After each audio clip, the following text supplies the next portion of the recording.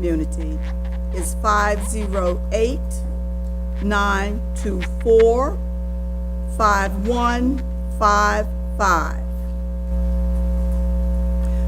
For those who are not able to observe now, this meeting is being recorded and information will be on our board webpage.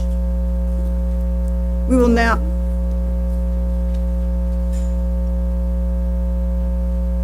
Mr. Board Member Saron Ruiz will read the statement in Spanish. Servicios de interpretación simultánea para esta reunión de la Junta Escolar son disponibles al número 508-924-5155. El número es 508-924-5155. Gracias. For those of you who are not able to observe now, this meeting is being recorded and information will be on our board webpage. Now, Vice Chair Williams, would you please lead us in the board prayer and pledge of allegiance? O God, we pray to administer that which is just in all educational policies, being ever mindful of your guidance. Steer us to action with love, wisdom, and understanding. Amen. Amen. Please stand. I pledge allegiance To the flag of the United States of America and to the republic for which it stands, one nation, under God, indivisible, with liberty and justice for all. Thank you. Ms. Ellis, would you please call the roll? Yes, good evening. Mrs. Adam Stafford, Present. Ms. Boozer Strother, Here. Mr. Saron Ruiz, Here. Mr. Harris, Here. Mrs. Mickens Murray, Here. Mr. Montero, Mr. Murray, Mr. Thomas, Here. Mr. Valentine, Here. Mrs. Williams, Present. Dr. Miller. Present. We will now move to item 2.5, the adoption of the agenda for March 24th, 2022 board meeting. May I have a motion to adopt the agenda? Madam Chair, Board Member Mickens Murray. before we adopt the agenda, may I ask that we please pull two policies?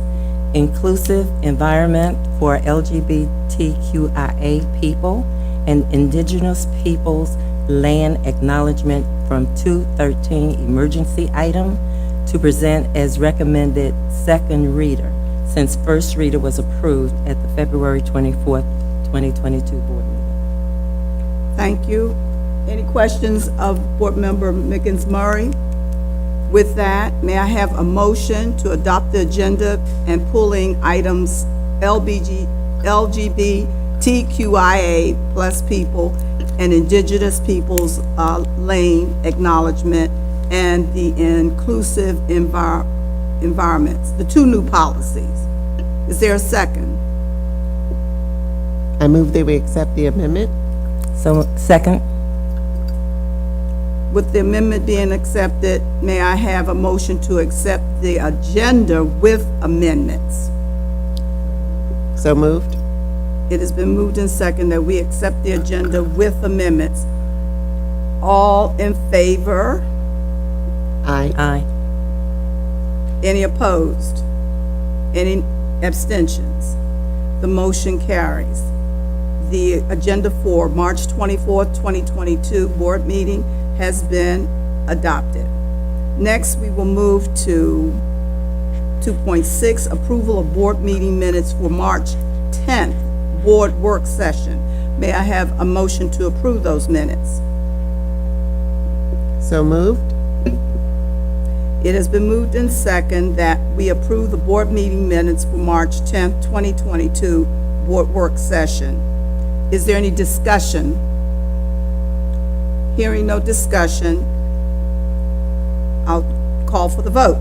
All in favor? Aye. Aye. Any Aye. nays? Any abstentions?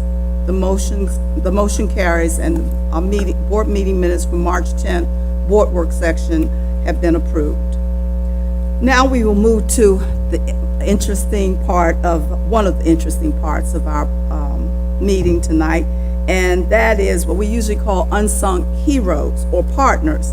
And tonight we're going to recognize some trailblazers. Last week, in recognition of Women's History Month, I mentioned some trailblazers in Prince George's County, women who have led the way for some of us even.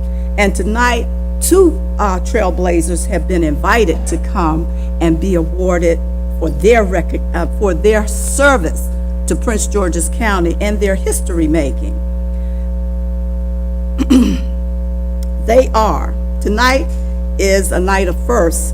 In honor of Women's History Month, we are putting the spotlight on two honorees, former Senator Gloria Lawler and she was the first woman, but I'll talk about Gloria Lawler first. She was Secretary for the Maryland Department of Aging. Ms. Lawler has also been a Maryland State Senator, and prior to becoming a senator, she served in the House of Delegates as well. As a matter of fact, we were seatmates. Ms. Lawler has been a member of the Interagency Commission on School Construction, president of Women Legislators of Maryland Foundation, and president of the Women in Government, and these are only a few of her professional and public service achievements.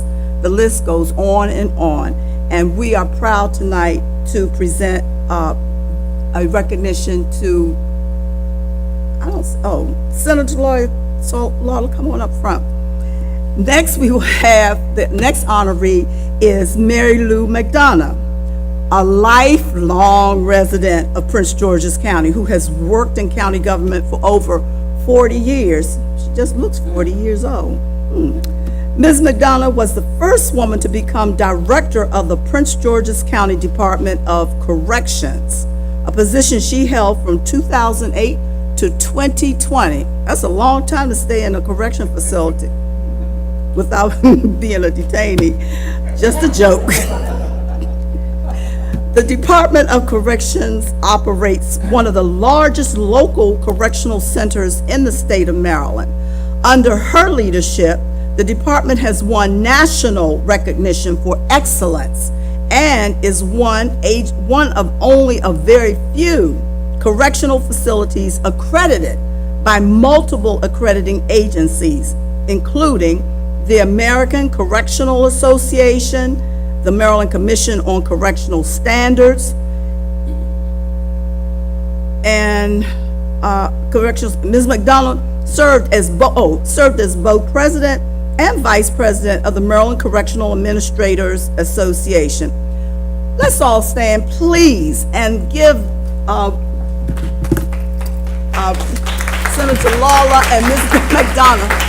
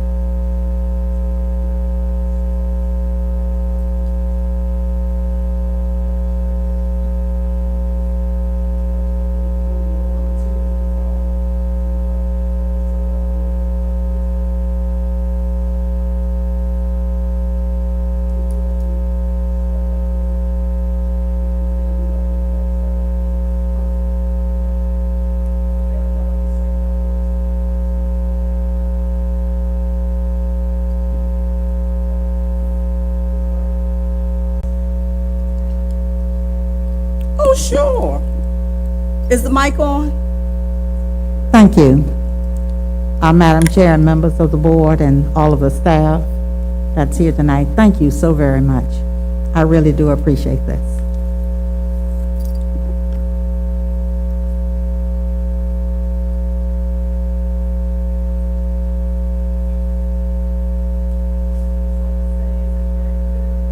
County Public School, High School, Parkdale. I'm glad to be here tonight, and I'm glad to be recognized.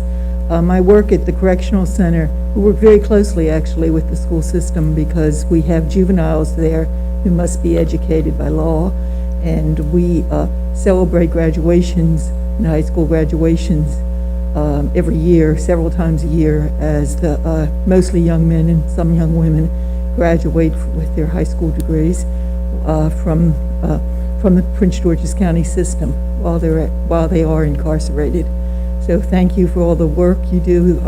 We have, well, at least when I retired, there were 3 teachers assigned to the correctional center from the school system that work there every day.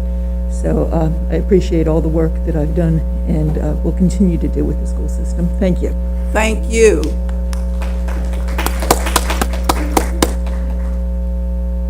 Next, I'd like to, first of all, give you bad news first. Recently, one of our former board members, Belinda Queen, was hit by a truck, and she's, I don't know whether she's still hospitalized or not, but we pray for her to get well and have a speedy recovery. And the board will be sending flowers or something to her to let her know we still care. And next, I'd like to give kudos to board member Alvaro Cerrone Ruiz on the Healthy Minds, Healthy You workshop, which took place this past Saturday. It was so very well organized, very well attended, and I like to also commend the mental health team that served as panelists, and they work under Ms. Faison. I didn't get their names, but Dr. Golson, you need to know that they were excellent panelists, and we gleaned a lot of information. When I say we, board member Mickens Murray also attended, and we really gleaned a lot of information from that panel discussion, as well as observing the activities of our students, and they were outstanding. So I give kudos to Cerrone Luis and his team. They worked very diligently to have a successful program. Let's give them a hand, please. Now we have another champion in the house, and I am excited because this is the second time under my leadership that Prince George's County School has received national recognition under the leadership of the incomparable. Am I getting excited? I am excited. We should be excited because we are showing that this school system has a lot of championship in it, not just in sports, but in the academics and the instructional programs as well. And Prince George's County Public Schools is the winner of the Project of the Year, Social Infrastructure. It showed that we, Prince George's County, did something what one board member used to refer as thinking outside of the box, and really we came up as winners. Out of 10 finalists across the nation and Canada, Prince George's County Public Schools won the prize for Alternative Construction Financing Project, United States. Congratulations, Dr. Golson, and our whole team of the administrative side of the school system. You all are awesome. Let's give them a hand, please. Dr. Golson, would you like to say? I didn't forget it. Okay. Would you like to say something since you just came back with the gold?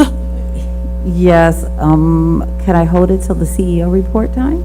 Okay, sure. Perfect, thank you. Okay. Well, we'll go back to the news break. In the eye of the beholder. The news break is on the completed mural at the William Hall Academy. 1. This is it. Here we go now, 2. And here we go, 3. Unveil! What a sight it was as a brand new mural was revealed on the front of William Hall Academy in Capitol Heights. There, amid spray-painted black-eyed Susans and caterpillars and butterflies in colors Mother Nature could only envy, were reminders of Prince George's County's increasingly diverse population, its youngsters imagining their future, and its rich African-American history. As part of this mural, we see the Red Van Horn House. And if you don't know its history, this 19th century home once belonged to a slave owner. But over time, it became the symbol for the Underground Railroad, then a symbol for black activism during the 20th century. That house, just like this mural, right here in Capitol Heights, demonstrates our community's capacity for growth and positive change. When you were a kid, how many of you threw paper airplanes? Just pretty much all of us. I chose to depict a real airplane as opposed to a paper airplane to show kids that you can dream bigger. You don't just have to play with the paper airplane. You can be a pilot. You can learn how to build airplanes. You can learn how to work on the mechanics of the airplanes. Now we have a better understanding of the mural. At first, a lot of parents would come as the mural was being placed on the wall, so we saw it in its inception. You know, he really started at night with sketching it out, and then he would come back during the day and spray paint it, and we were in awe each day. But I have to be honest, no one really knew what it meant. So the best part I liked in seeing it take place for a month now, 2 months now, is his interpretation of what it meant. Painted by Prince George's native Ryan Allen, the mural's message of a community moving forward is captured in the 5 people with their backs to the viewer, but their arms around each other. In the middle, we have an image of different people, different communities holding each other and looking into the future. That is why they're all facing into the wall. We have different tones, different shapes, different colors, sizes, just the importance of diversity, the importance of coming together, because stories aren't truly told until we are all together as one. And as usually happens with any form of art, the meaning is in the eye of the beholder. Take, for instance, the youngster who saw the armed graduation backpack as a robot, or the young lady whose dream of flying didn't involve an airplane at all. What's your favorite part? The airplane. Oh, have you been on an airplane before? No. No. Would you like to? Too much COVID. Oh, would you like to fly an airplane yourself someday? No. I want to be on a dragon. Oh, on a dragon. I like that. I like that. Congratulations to artist Ryan Allen for a work of art that is inspirational and even a little mythological. This is Dave Zarin reporting. Thank you. Now, colleagues, for a moment of silence. At this time, I ask that you join me in honoring the memory of Margie Bernice Mills Clark, mother of Dr. Sheila Jackson, the Director of Department of Family and School Partnerships. We extend our thoughts and prayers to Dr. Jackson and family for the loss of their loved one.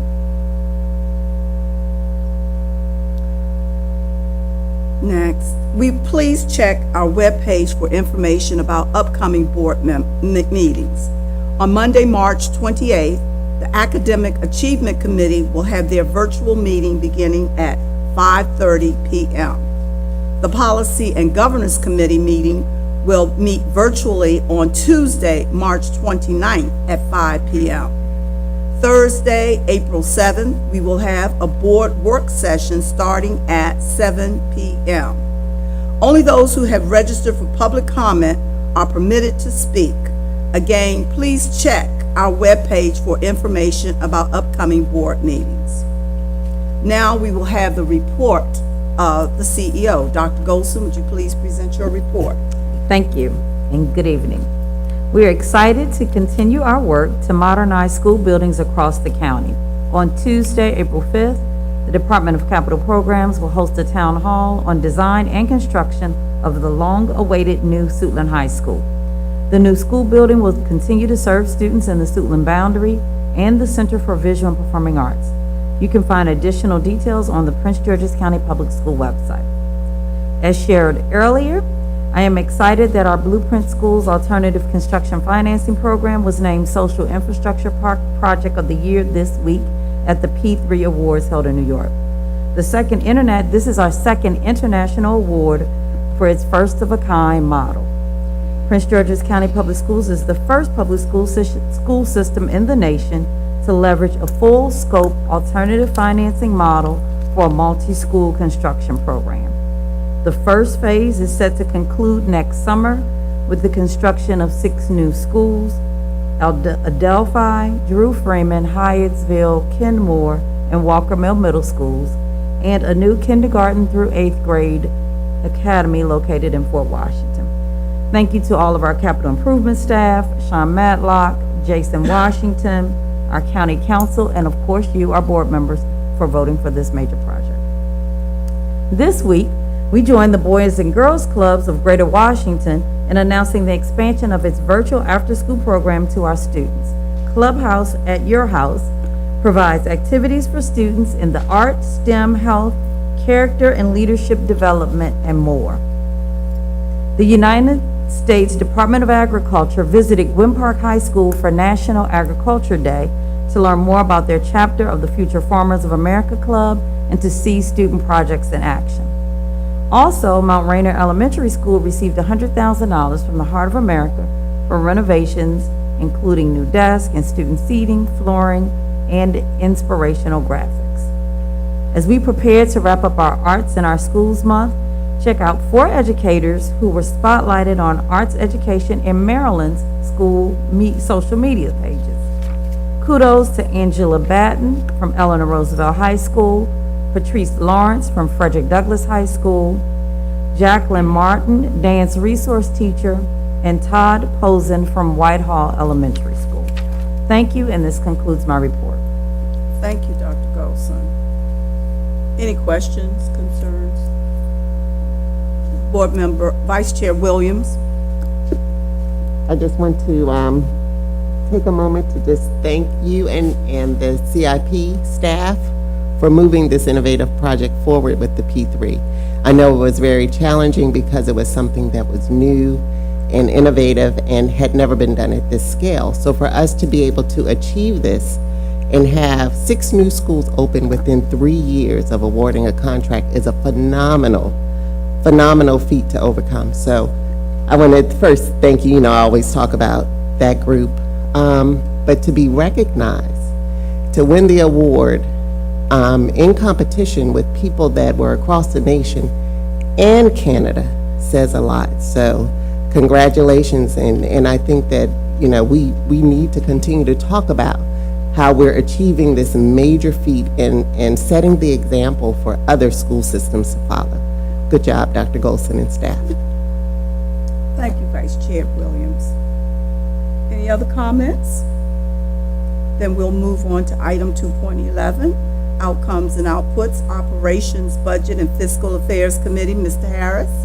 Yes, good afternoon, or good evening, everyone, rather. I'll be reading the Operations, Budget, and Fiscal Affairs Committee Outcomes and Outputs Report.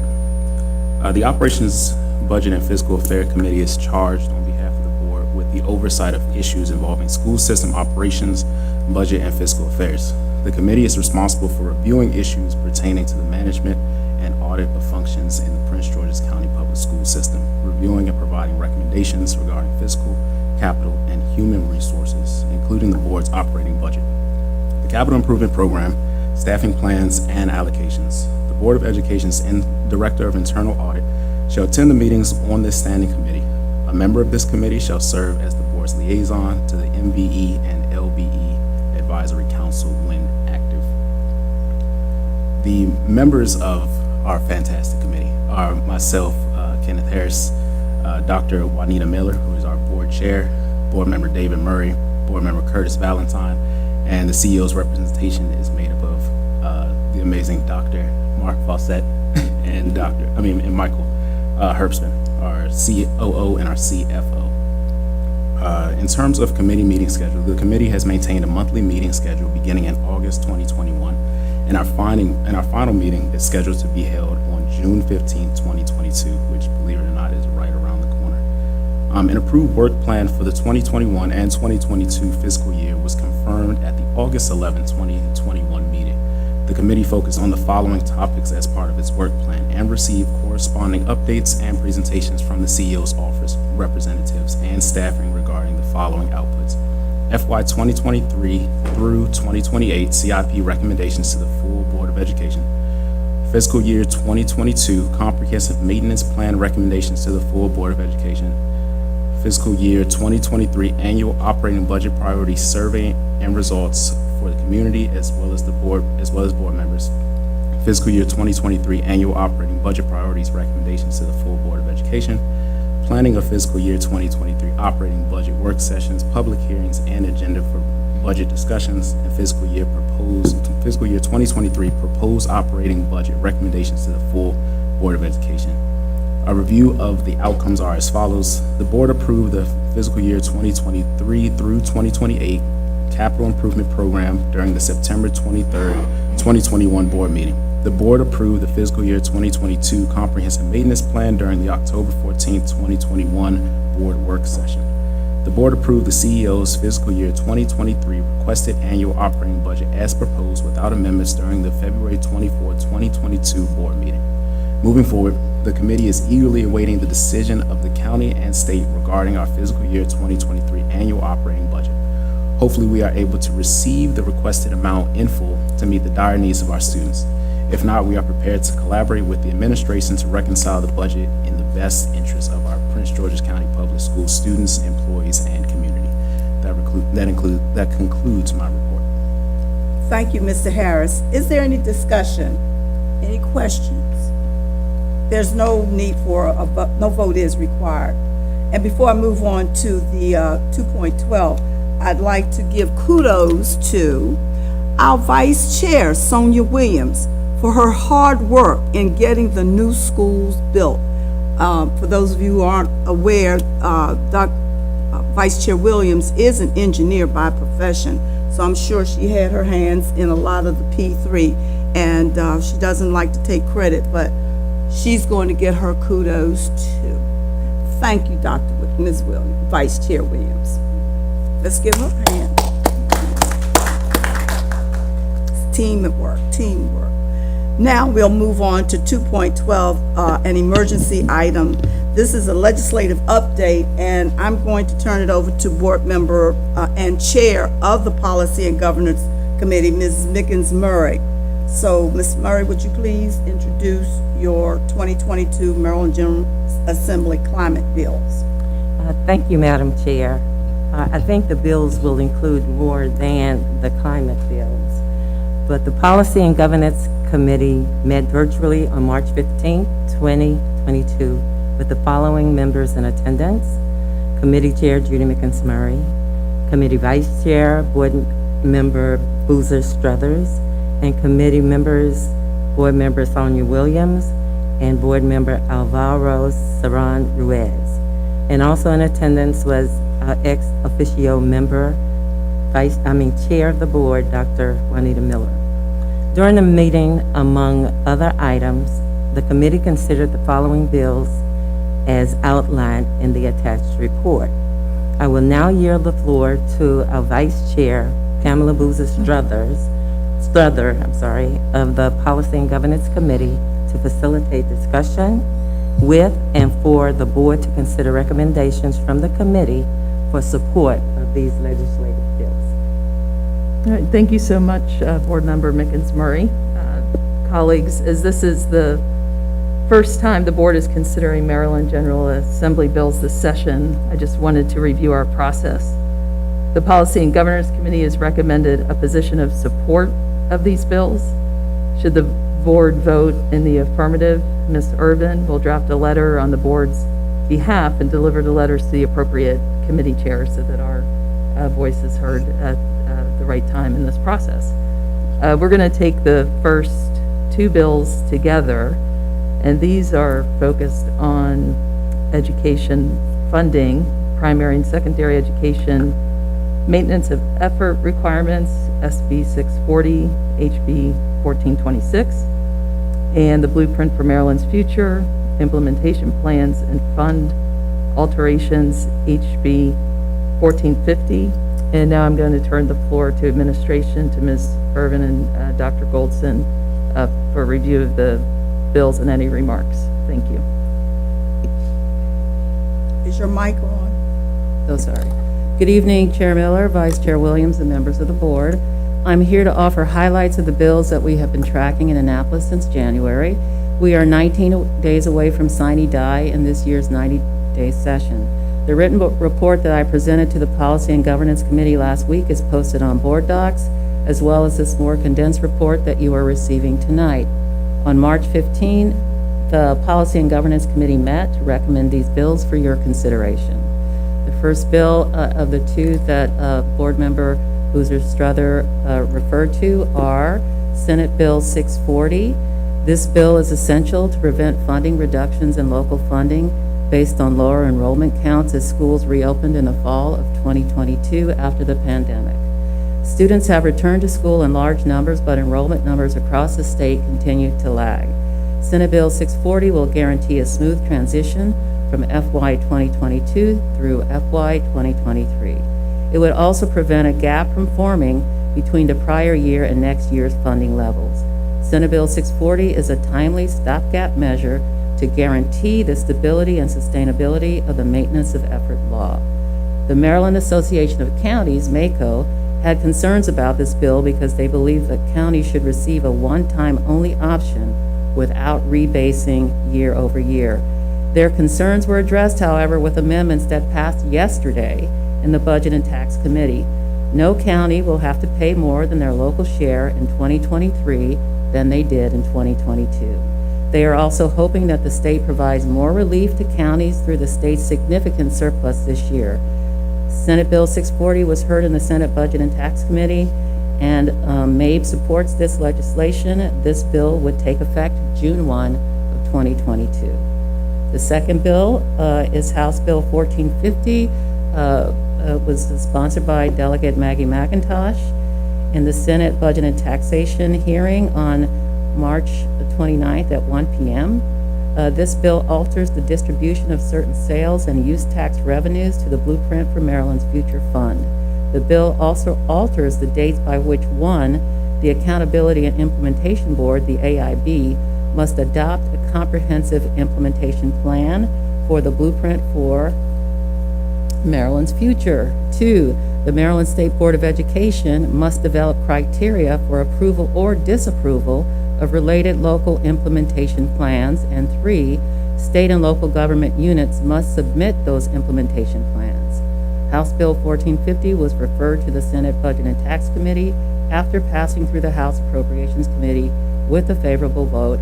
MABE is also in support of this legislation. And finally, the fiscal summary reads the total local school system revenues from the state and local governments are not affected, but the timing of those revenues may be delayed. Thank you so much, Ms. Irvin. Dr. Goldson, do you have any additional comments?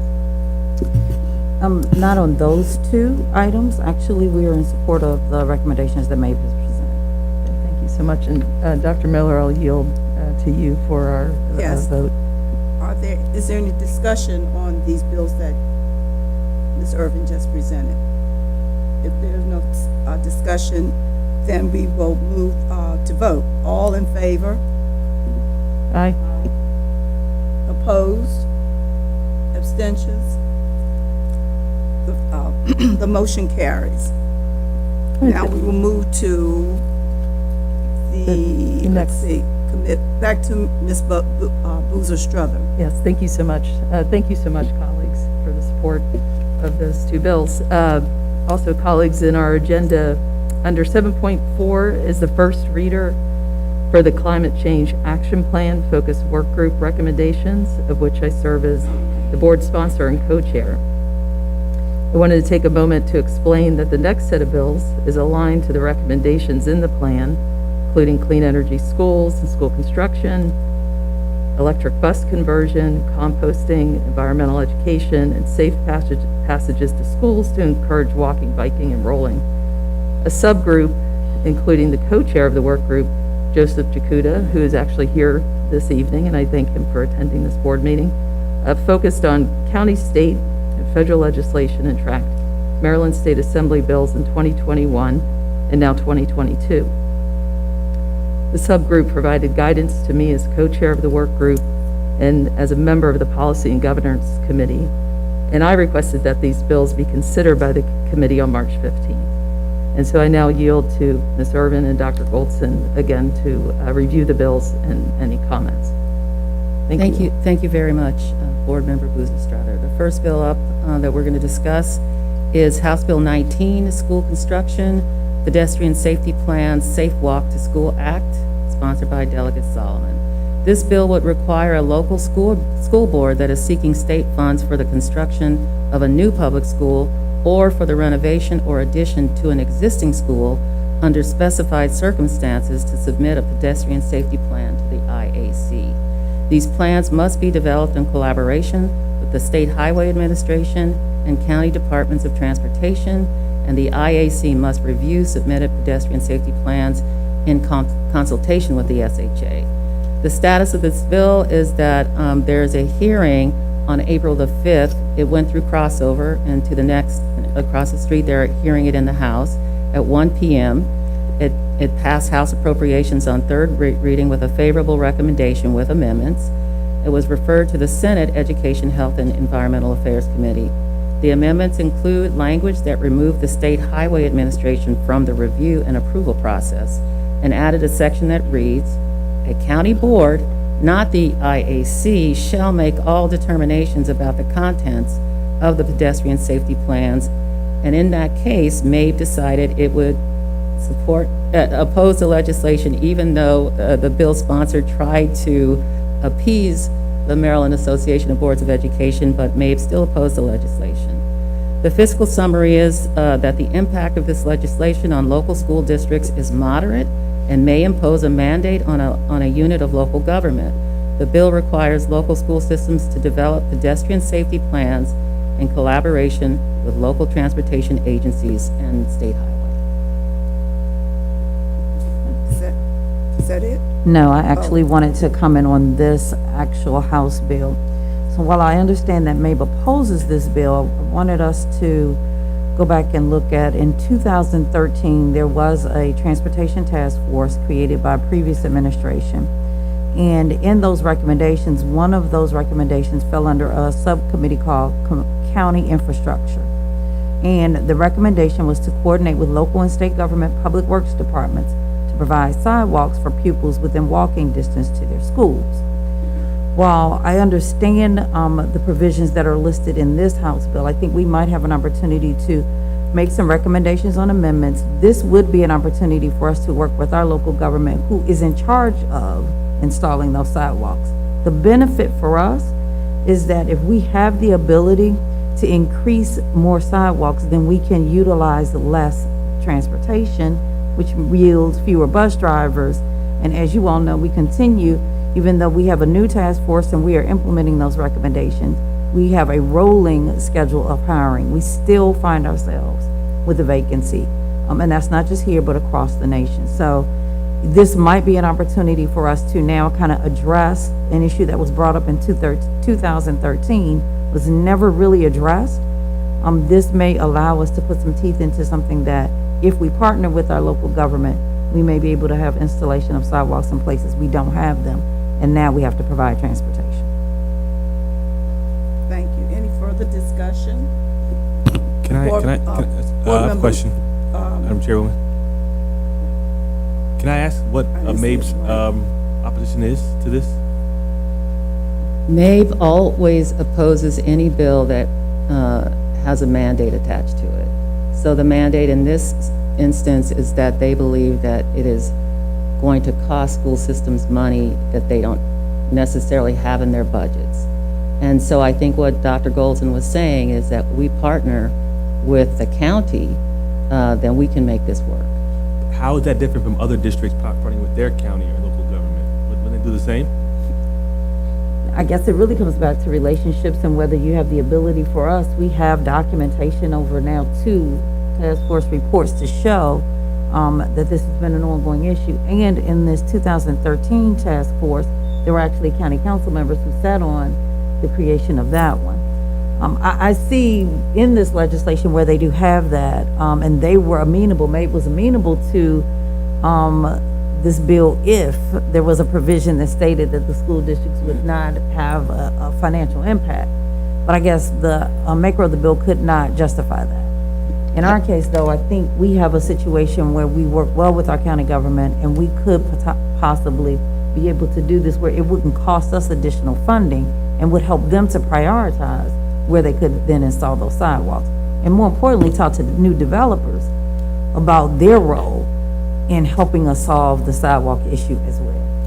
Thank you. I mean, I'm familiar with sort of MABE's, voting process and sort of the importance of local control. But I'm just curious, what school districts are installing sidewalks? Okay, I'm just, it just, to me, Board I'm Member, sorry. Vice Chair Williams. So the challenge of sidewalks comes into effect in those communities that are very rural. MABE is focused on the entire state of Maryland and in support of all the things that happen throughout the entire state. In a place like Worcester County or, in school districts in Ocean City that are outside the city boundaries, it may be difficult to put sidewalks where it's very rural and costly on not just the school system, but also the county, so they may not be able to implement it as quickly as we can. That's why it's a challenge for MABE to support it statewide.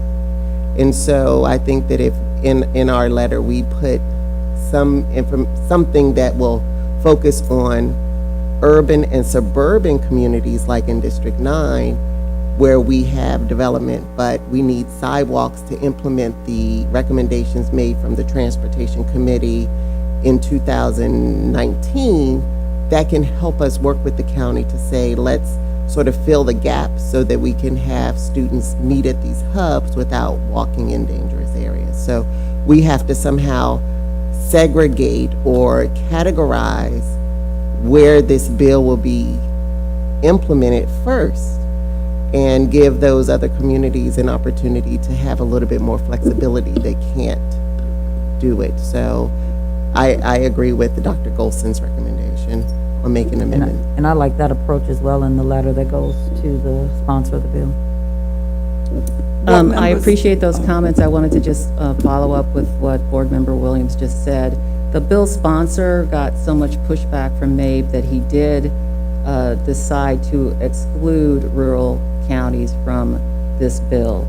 And so it becomes a bill that's more urban and suburban schools only. Even though MABE did not support it, it did bring others on board, and that is how it made it across in crossover to the Senate, which is where I think it may pass. But I think having this board include in the memo that I will prepare some amendments that include a lot of what you spoke about, Board Member Williams, we can include it in the amendments. Thank you. Board Member Adam Stafford. Thank you. I know that this is a major issue in my district. I certainly have had a lot of constituent concerns around the availability of sidewalks, and we found that appealing directly to the State Highway Administration was proved to be successful. We worked with Dr. Golson and connected with them as well. So I guess my question is, could you kind of explain the provision in which I believe I heard you say that they had removed that collaboration with the State Highway Administration, and maybe why that is?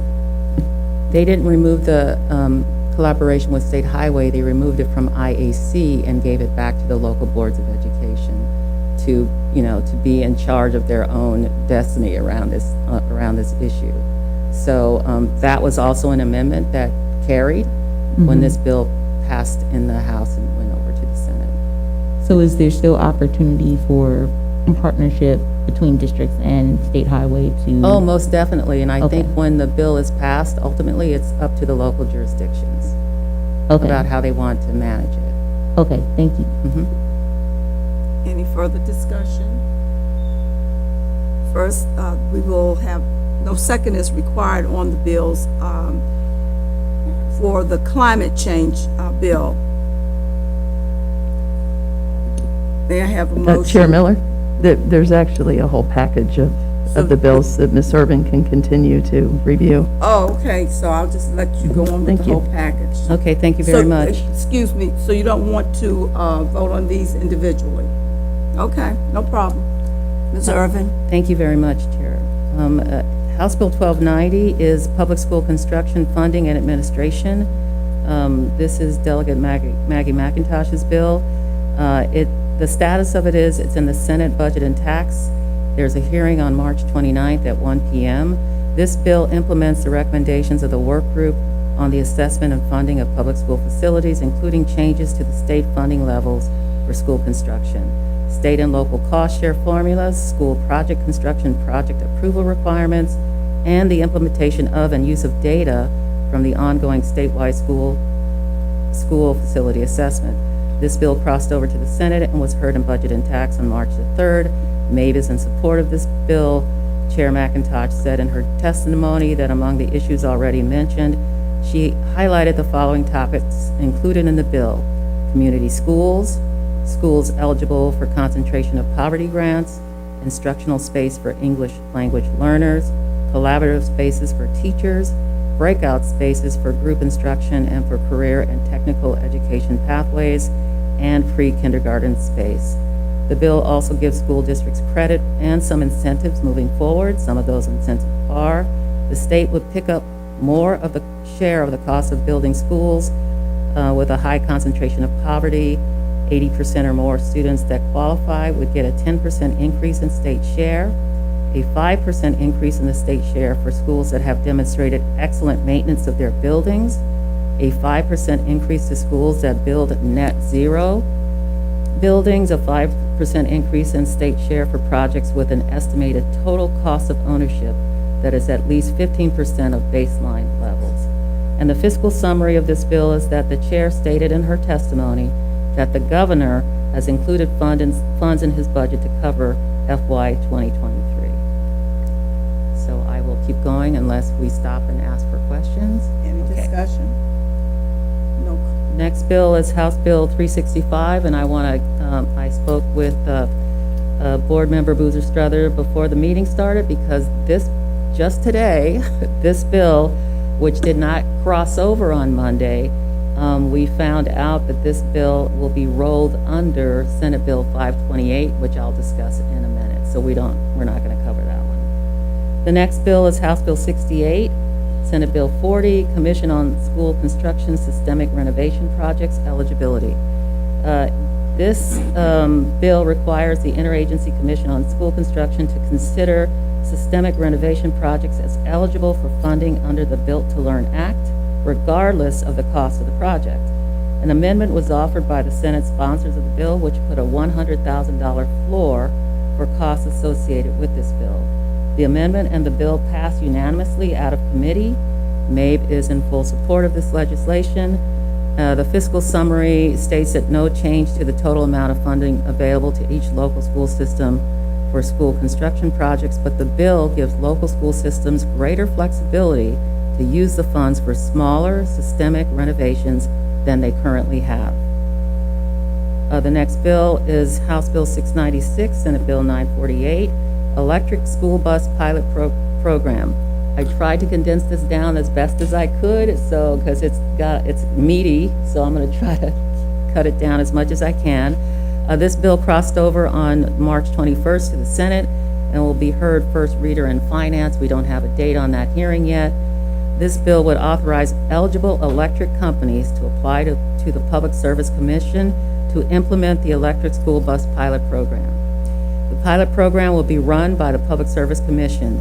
Subject to PSC approval and specified conditions, a utility may, 1, recover all reasonable costs incurred under the program through a rate application, and 2, establishes a pilot tariff or rate to provide service to an electric school bus. Beginning in 2024, a utility that establishes a pilot program must annually report on the program in consultation with each participating school system as specified. Generally, under the electric school bus pilot program, a utility installs interconnection equipment and provides rebates to local school systems to cover incremental costs of an electric school bus fleet, and the school system allows the utility to access the stored electricity without additional compensation at times when the school system determines that the buses are not needed to transport students. Other requirements include, and I'm going to skip through a lot of these because they're on board docs and it's very long. It provides for the deployment of at least 25 electric school buses, provides for electric school bus rebates, limits total rebates to $50 million, allows the utility to use the storage batteries of the electric school buses to access the stored electricity through vehicle-to-grid technology, generally without additional compensation to the school system for the electricity, and at times when the participating school system determines that the school buses are not needed to transport students. There's more, and this can be referred back to because the bullets are like 20 bullets. The fiscal summary of this particular bill is that local government revenues from utility rebates and expenditures for electric buses and related costs increase to the extent that local school systems opt to participate in the pilot program beginning in FY 2023. Okay, the next bill is House Bill 150, Senate Bill 124, Public Schools Grant Program to Reduce Waste and Compost School Waste, sponsored by Delegate Charkoudian and Solomon. This bill crossed over into the House Ways and Means. There's a hearing on March 31st at 1 p.m. This bill establishes the grant program to reduce and compost school waste. The bill sponsor spoke about her focus on food insecurity and food waste and how recycling and diverting food waste away from incinerators and landfills is addressing both those issues.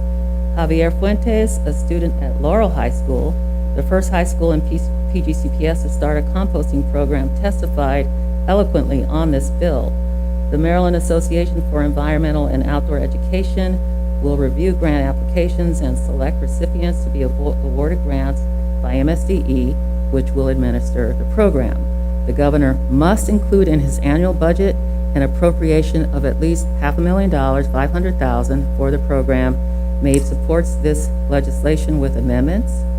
And the fiscal summary is that this bill establishes a mandated appropriation beginning in FY 2024 of $500,000. Okay, the next one is High Performance in Green Buildings, House Bill 1165 and Senate Bill 588. This bill was heard in February on the 2nd, and a hearing was held on February 15th. MAVE supports with amendments. The bill sponsor stated in the hearing that this bill will ensure that schools and other state-funded capital projects meet high performance and green building requirements. It will also reinstitute a third-party verification process to make sure that the goals that are set are met. This bill also seeks to ensure transparency. The bill expands the application of the state's high-performance building requirements to any capital project, including major public school renovations, for which more than 25% of the funding for the acquisition, construction, or renovation of the project is state funds. However, this bill allows public schools and public safety buildings in sparsely populated areas to meet a lower high-performance building standard than other public buildings. The bill alters the definition of a major renovation for the purpose of complying with this bill. It reinstates a requirement that new public school buildings obtain independent certification of their green status and requires the Maryland Green Building Council to ensure compliance with the bill's requirements. In the fiscal summary, it notes no effect on local resources available for local capital projects to the extent that local capital projects and public school renovations are built with at least 25% state funds. Total construction costs for systemic renovation projects may increase substantially to comply with the high-performance building requirements. The next bill is Senator Penske's bill, the one everyone's talking about in Annapolis today, and that's Senate Bill 528, Climate Solutions Now Act of 2022. This bill makes broad changes to the state's approach to reducing statewide greenhouse gas emissions and addressing climate change. The bill would do 6 things, and I'm going to go through them very quickly. 1, increases statewide greenhouse gas reduction requirements and require the state to achieve net zero statewide by 2045. 2, establishes requirements for monitoring methane emissions from landfills.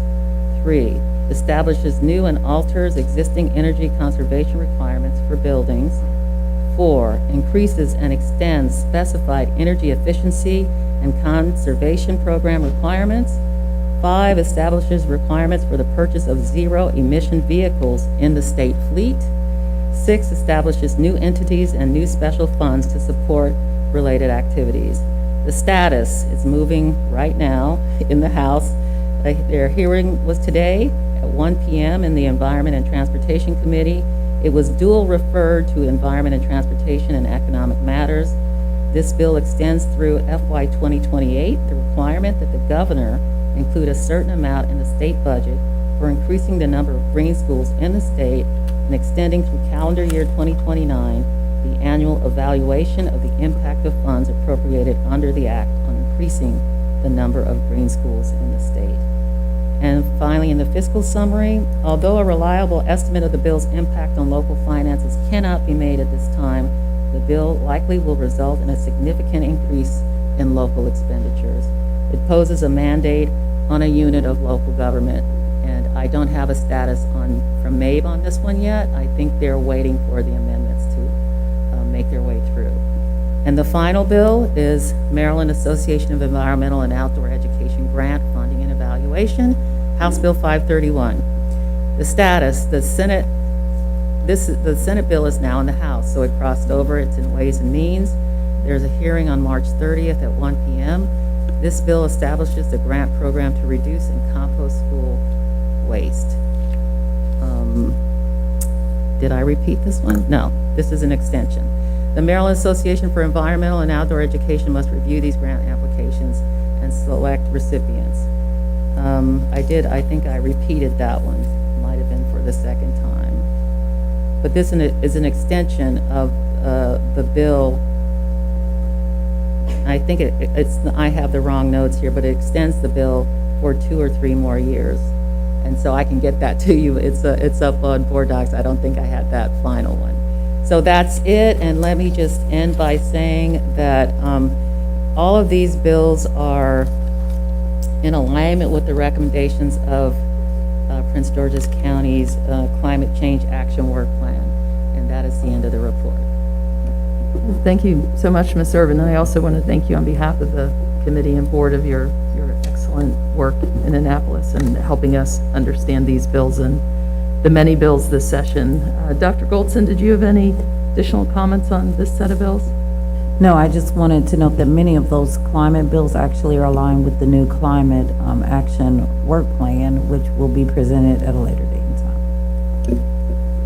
Thank you so much, and I do appreciate that you acknowledge the advocacy of our students. Javier Fuentes from Laurel High School, who presented and who's been an active part of PGCPS's work on climate action. So we thank him and other students who took the time to reach out to their legislators this session.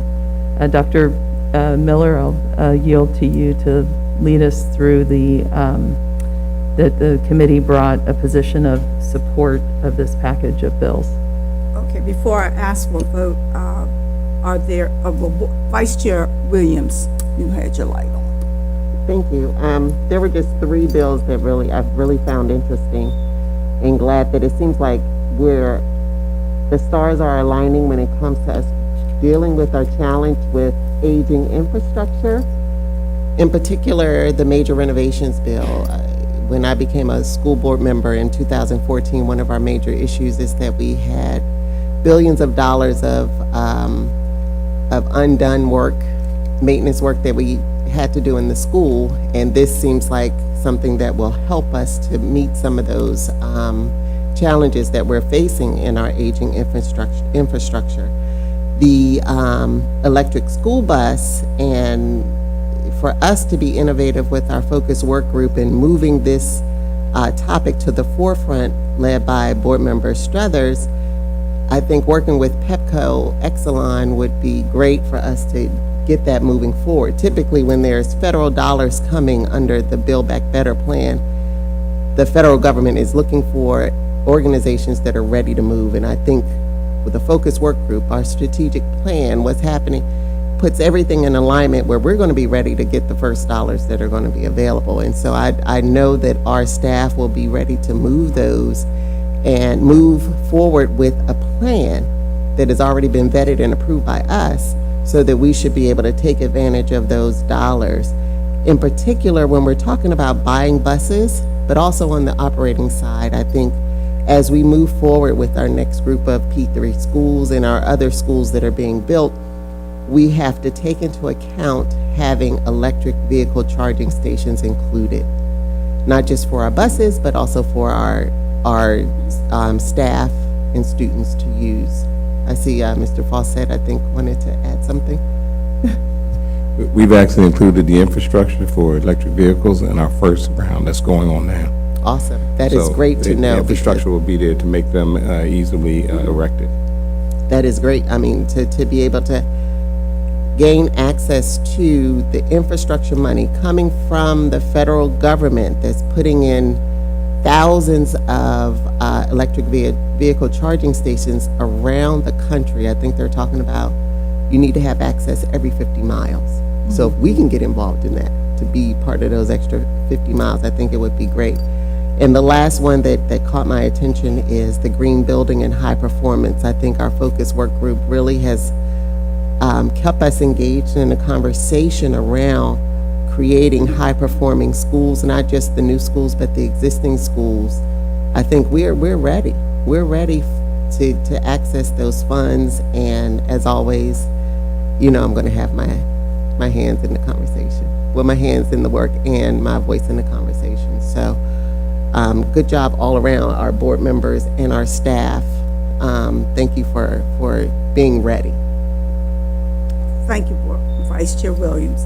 Well, we will now move into approve. There's no second needed, but we need to approve the recommendations of the bills that were presented. And I'd like for the record to repeat them.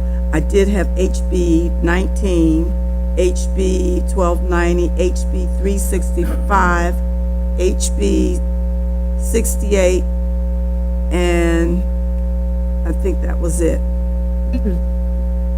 And HB 365 is now rolled into the Climate Solutions now, SB 528, so there's now 8 bills. There are 9 listed on the memo. Okay, so the 8 bills that are listed on the memo. All in favor? Aye. Aye. A nay? Any nays? Any abstentions? Motion carries. Now we will move to 2.13, Policy and Governance Committee Updates and Actions. Committee Chairwoman Judy Mickens Murray, would you introduce your committee updates and actions? Thank you so much, Chair Miller. Before I do that, I want to thank everybody that was involved with the previous legislation update. And that was a clear example of the administration working along with the board, working along with the work group. That is extremely important. So to all, thank you so much. Very good presentation. Now we will move on to 2.13, emergency item. I read earlier, the Policy Governance Committee met on March 15th, 2022. I read earlier the committee members that were in attendance. So we'll move on. The committee discussed the purpose and utility of revised draft policy 5143, bullying, harassment, or intimidation. Now, before I speak to the how the committee voted, I want to read something into the record. The Policy and Governance Committee is charged with facilitating short and long-range strategic planning for the school system, providing oversight of board policy, legislative, and government matters involving federal, state, county, and municipal governmental agencies and officials. The committee will ensure that the board governing policies are current and compliant with federal, state, and county laws and consistent with best practices in public education.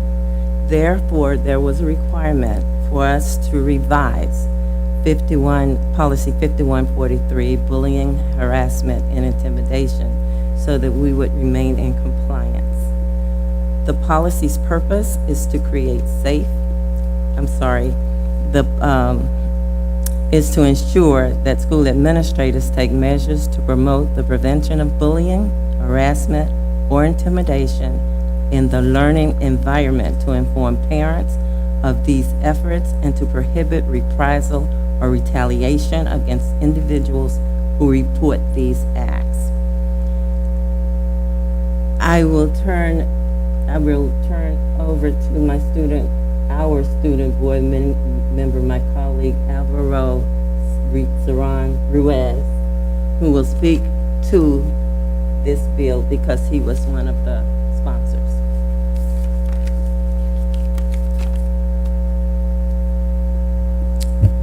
Point of clarification, which policy are we looking at? Oh, I'm sorry. I thought that was moved to 6.2. You're right. Okay, Ms. Ellis, that's on me. Okay, I'm sorry. I've been in office for 2 weeks, so forgive me. Madam Chair. Is that it? That's it for? Yes, Okay, please. so, and We we don't need need to a second approve. on this one. Yes. So, is there any other discussion in reference to this bill, policy 5143? Then if there's no discussion, all in favor of this recommendation? Aye. Any nays? Any opposition? Then this motion carries. Now we will move to the public comment and not on agenda and non-agenda items. Colleagues, we have received 5 registered public comment speakers this evening. To the speakers, you have been registered to speak in a public comment forum where the Board of Education will listen to your comments. The board will not address your comments. You must speak on the topic for which you have been registered. All registered speakers will have 3 minutes to provide comments. At the sound of the buzzer, speakers may complete that sentence only. Registered speakers may not relinquish any part of their speaking time to another registered or unregistered individual. Speakers may not address individuals or issues with profanity or derogatory terms. You will be warned once. If you continue, your comments will be terminated. Speakers are encouraged to use titles rather than names. For example, principal, CEO, etc. Please leave a copy of your statement in the file box located next to the microphone. Your adherence to these guidelines will enable the public participation process to move smoothly. For those who have registered, when you hear your name called, you may begin your testimony and you will have 3 minutes to present your remarks. Our first registered speaker for tonight is Joseph Jakuta, Climate Parents of Prince George's Climate Action Plan and Legislature. Mr. Jakuta. Good evening. Good evening, Chair Miller, Vice Chair Williams, and the Board of Education. I wanted to address items 7.4 and 2.12. I wanted to say how honored I've been to work with Board Member Boozer Strother and the rest of the work group on the Climate Change Action Plan that is having first reader tonight. This plan provides a detailed roadmap for PGCPS to achieve the goals the Board of Education outlined in the resolution that was adopted unanimously on March 1st, 2021. They call for 100% clean electricity, energy, and transportation, as well as 100% zero food and other waste. This plan will be a valuable resource over the next 5 years for staff to chart their direction, to be used as support for grants and other funding, and to demonstrate to the younger generation that PGCPS has the leadership on the issue of sustainability and resilience. This plan covers 8 priority issues, all of which are vital to the long-term success. To support environmental justice through climate curriculum training and partnerships, to to reduce the carbon footprint from PGCPS buildings, to commit to renewable energy source and net zero emission future, to commit to low carbon school transportation, reduce food waste and grow climate-friendly food, commit to sustainable materials management and procurement, to commit to climate resilience land management, and to lead by example through transformative change. This plan was well vetted and based on expertise. Over 40 guest experts attended over 13 meetings, including former Chair Dr. Thornton, State Senator Lamb, Stacey Hartwell of the NAACP, and numerous PGCPS technical staff. There were also 2 student-led town halls where students discussed the development of the plan, as well as major public outreach to solicit feedback from students, parents, and others. Both of these led to valuable feedback that impacted the recommendations.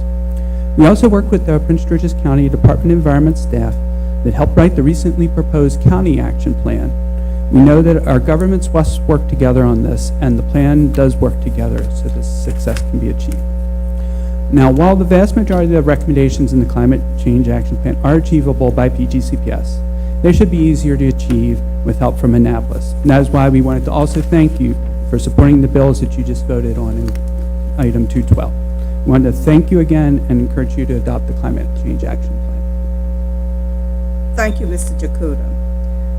Dr. Donna Christie, President of Prince George's County Educators Association, recruiting and retaining a highly qualified workforce.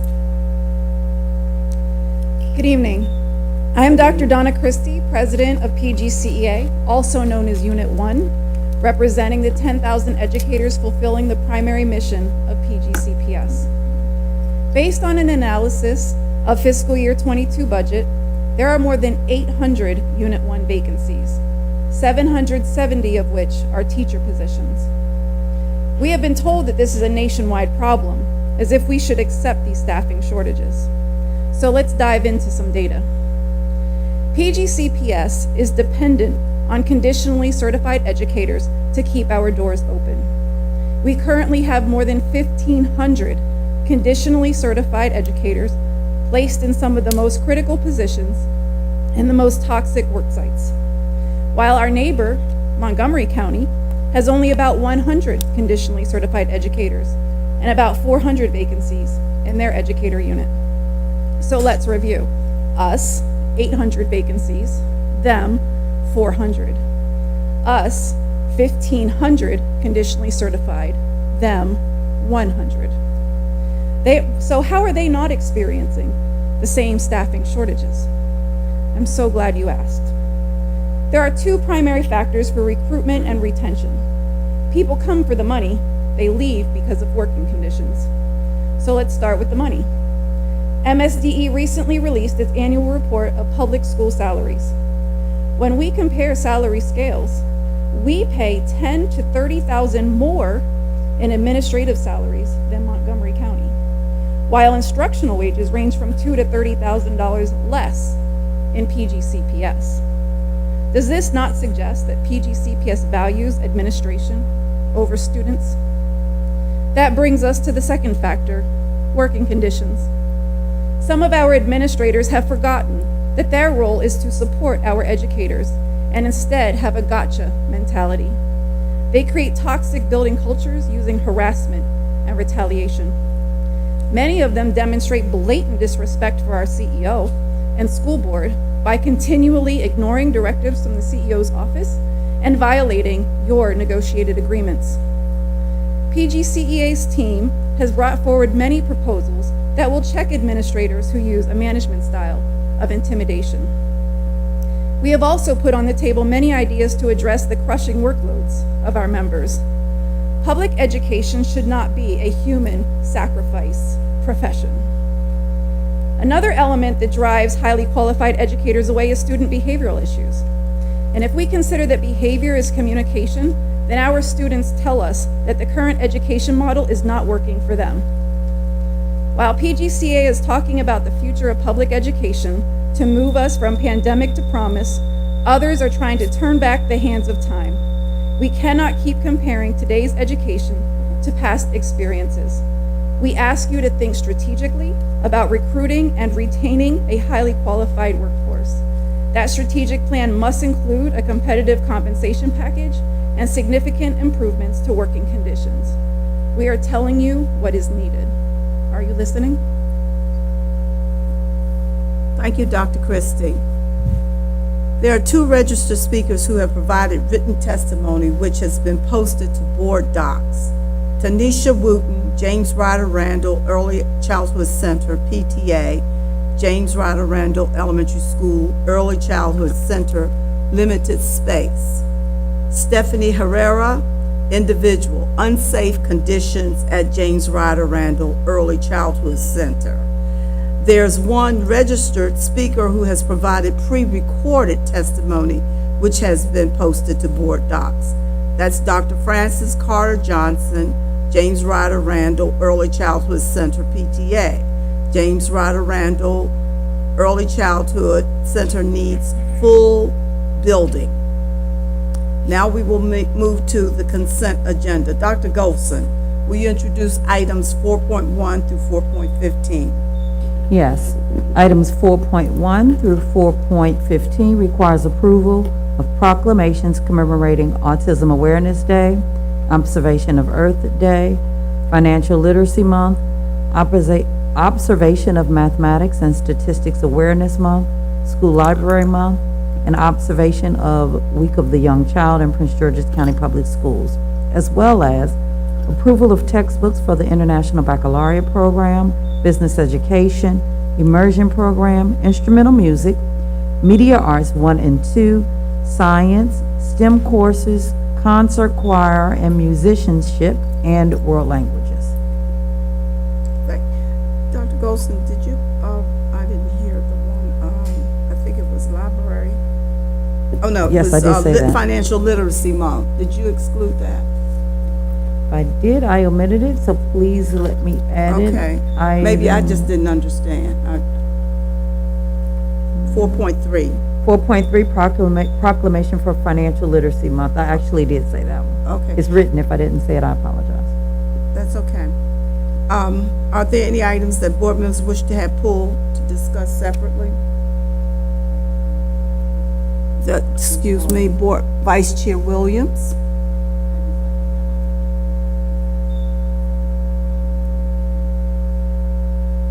Okay, so which item is that? 4.9. Okay, we pulled 4.9 to be discussed separately.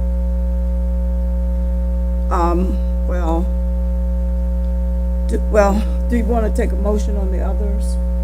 Let's take may I have a motion on items 4.1 through 4.15 with the exception of 4.9? Now, I'd like to make a motion to accept all of the proclamations, which is 4.1 through 4.6. Okay. Is there a second? I'll second that. Is there any discussion? If there's no discussion, all in favor? Aye. Aye. Any nays? Any abstentions? These items are approved. Next, may I have a motion for the next group?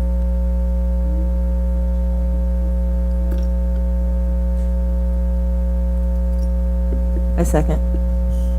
It's been moved to accept items 4.7 through 4.15. Any discussion? I had a question, Dr. Miller. You did ask me to pull 4.9. All together? No, it was just all the textbooks together. Okay. I just wanted to give Dr. Golson an opportunity to discuss the process that we go through as we review these textbooks, just for clarification for the public and board members. Sure. I'm going to have Dr. White share because she's here tonight to speak on these items. Before Dr. White begins, you want to wait? Okay. Okay, Dr. White. Good evening, board chair and vice chair and members of the Board of Education. Can't hear you. Can you hear me? Yeah. Good evening, everyone. Thank you so much for having me. We actually go through an extensive process. It's 1 year out, and so we put all of our textbook adoptions, we look at all of them, and we try to go through a 6-year cycle. In looking at that cycle, we lay them out on a spreadsheet. We kind of look to see what's coming up. And just to give you an example, right now, we're doing letters. We're going back and asking all of our supervisors, these adoptions are up. Are these adoptions that we can move forward with for school year 23-24? Is that right? 23-24. Are there any that you want to pull back? Are there any that you want to move forward? The reason we ask that question is oftentimes we're in a curriculum, the curriculum is moving, nothing has changed, and we want to keep the momentum. There are times we may have to ask supervisors, for example, next gen standards hit with science, and so we could have just done an adoption, but something happens that we have to pull one back in. So that process has to start a year out. Once that process begins, we get from the supervisors who is interested in doing an adoption. We then make sure that we send every vendor in the world, we put it out there that these are the courses that we are interested in, and these are the courses that we need to try to find materials for. We look at ed reports, we look at all of the national rated products out there to see what is being stated by experts on what's good, what's engaging, what's hitting the national standards. We then also in those letters make sure that we include that we want items that are diverse. We want items that are culturally sensitive. We also include all the standards that we're looking. So the letters that these companies receive usually from us are about 3 to 4 pages. We list every single, well, actually I take that back. It's about a 24, however many. We put everything we're looking for in that one letter and we send out. Once we send that out, our companies begin to send us products. While we're waiting for the products to come in, it is our charge based on our administrative procedure, I believe it's Administrative Procedure 6161, is that our teams are pulling together committees.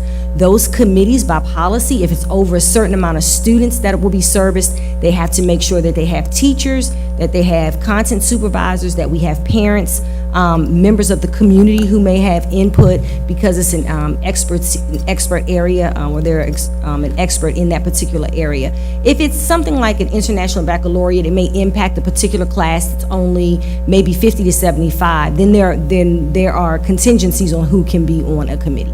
Once we do that, my facilitator of the textbook adoption process in my office, Tony Brooks, pulls a Google Classroom together. We have all the rules, regulations. She brings every single person together, every committee together. They meet.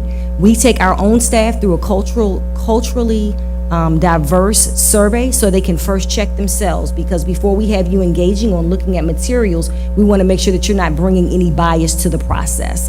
Every member of the committee has to go through that process. Once the materials arrive, they then meet as committees. They go through all the materials. They have documents that they complete. They have to vote. They have to say why they like a material. They rank order, and then we go through the process of pulling in our colleagues from purchasing, pulling in our colleagues from the budget office to determine now where we are and how we start to begin to build contracts, saying what we want, looking at pricing, seeing if it's manageable.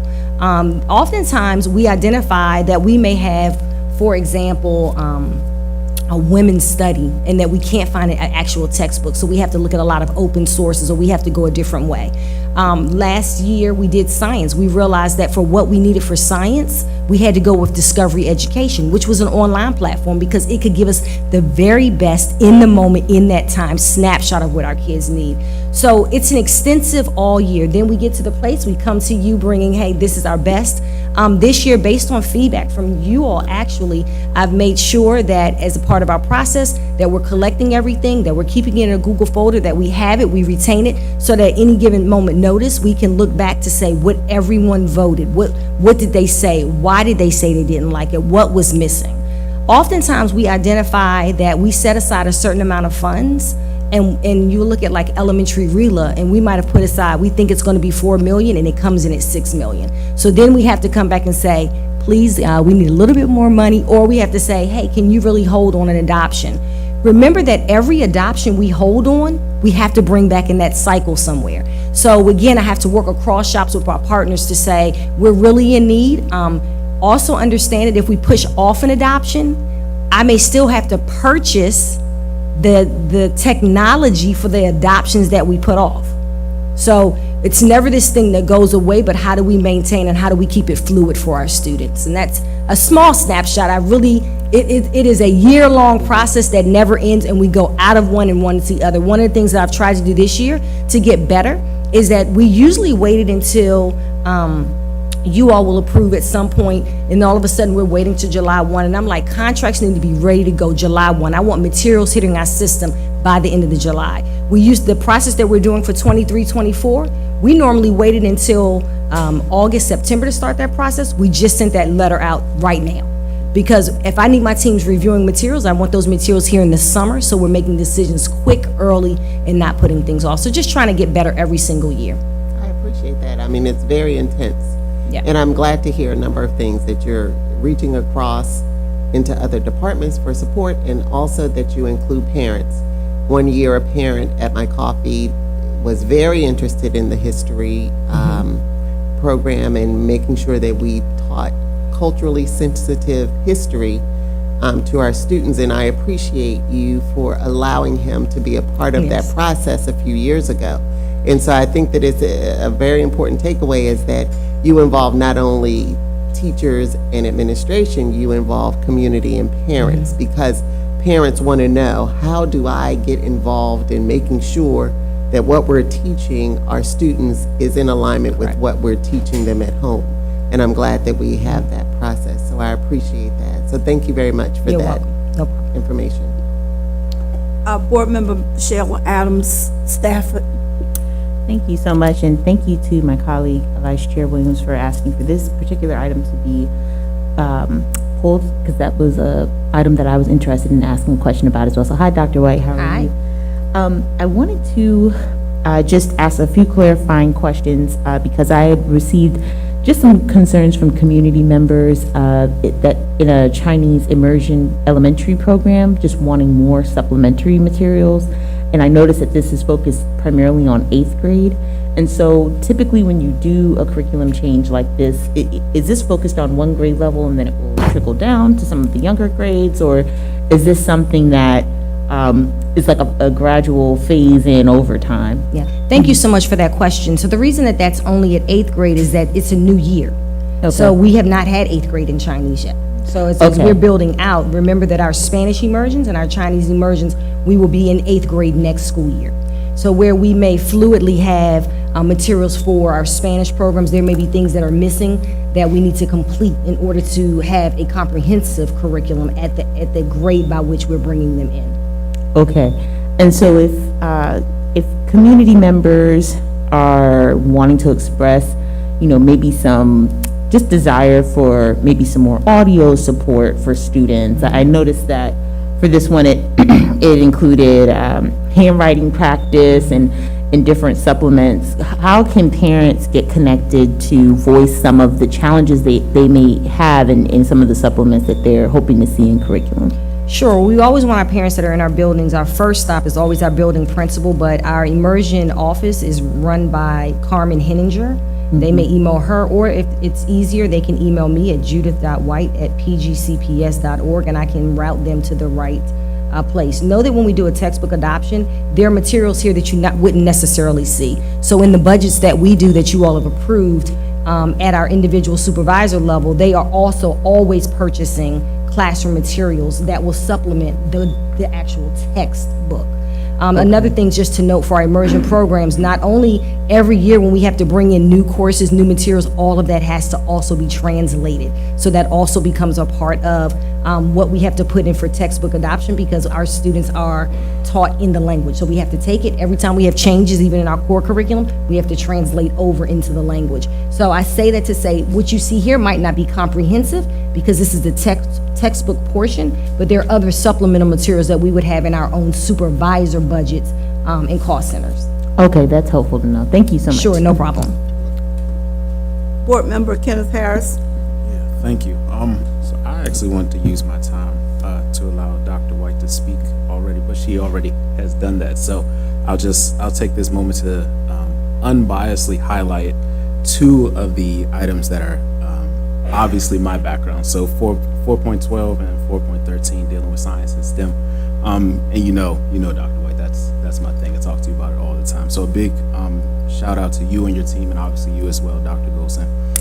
But a big shout out to Dr. White, Dr. Goff,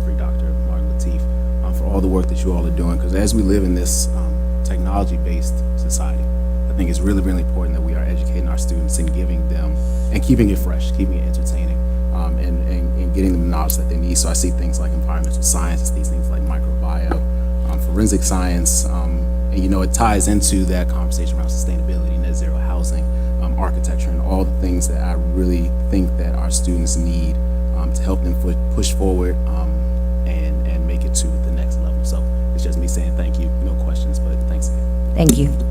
Any additional comments?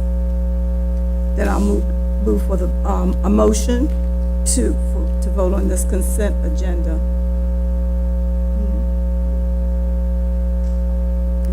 I need a second. I need a motion. Okay. All in favor? We'll call the roll on this, please, Ms. Ellis. Mrs. Adam Stafford. Aye. Ms. Boozer Strother. Aye. Mr. Cerrone Ruiz. Aye. Mr. Harris. Aye.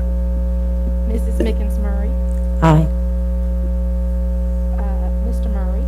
Aye. Mr. Thomas. Mr. Valentine. Aye. Mrs. Williams. Aye. Dr. Miller. Aye. Motion carries to approve this consent agenda. Now we will move to item 5.0, the budget consent agenda. Dr. Golson, would you please introduce items 5.1 to 5.5? Yes. Items 5.1 through 5.5 requires board approval of the April 2022 expenditure requirements, window and exterior door replacement at Riverdale Elementary School, a change order for work at the new Northern Adelphi Area High School, a contract for stage curtains, and the FY 2022 financial review and categorical changes. Are there any items that board members wish to discuss or pull? Board Member Adam Stafford.